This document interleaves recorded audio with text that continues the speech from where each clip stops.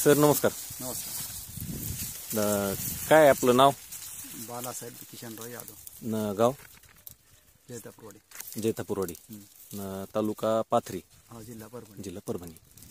हे आमचे शहाणे सर आहेत परभणीचे. ह्यांनी तुम्हाला नेक्सस हे किट दिलं होतं ड्रिचिंग आणि स्प्रे करण्यासाठी. तर किती झाले स्प्रे? 3 स्प्रे झाले. 3 स्प्रे आणि ड्रिचिंग 2.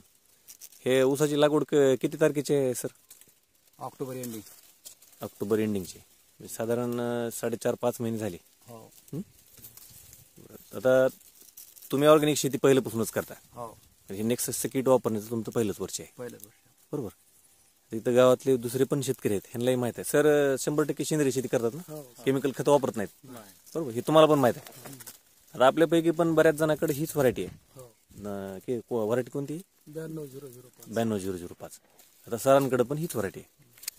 तर तुम्हालाच विचारतो मी, बाकीच्या गावातल्या इतर ऊसामध्ये आणि ह्या ऊसामध्ये सांगण्यासारखा फरक तुम्हाला काय दिसला? आता आपण दोन्ही ठिकाणचे बघितलं, पलीकडले वर बघितलं आणि हे पण बघितलं. तेज आहे. बरं, याला एक कण पण केमिकल खत नाही 5 महिन्यामध्ये, फक्त हे ड्रिचिंग आणि स्प्रेवरती आलेलं आहे. तर सर थोडंसं इतर शेतकऱ्यांना तुम्ही काय सांगू शकता ऑर्गॅनिक शेतीबद्दल? प्रत्येक शेतकऱ्यांना ऑर्गॅनिककडे वळायला पाहिजे.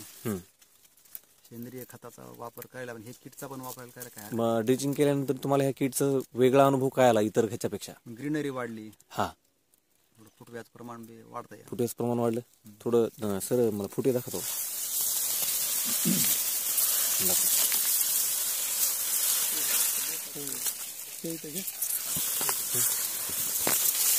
फुटव्यामध्ये काय, जाडीमध्ये वगैरे सर इतर ह्याच्याबद्दल? जाडी चांगली आहे.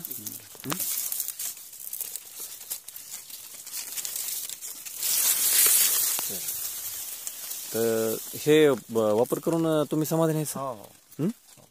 इतर शेतकऱ्यांनी वापरायला पाहिजे. कमीत कमी एका एकरला प्रयोग करायला काही हरकत नाही. प्रयोग करायला हरकत नाही. तुम्ही वापर करून बघितला, तुम्हाला याचा अनुभव आला.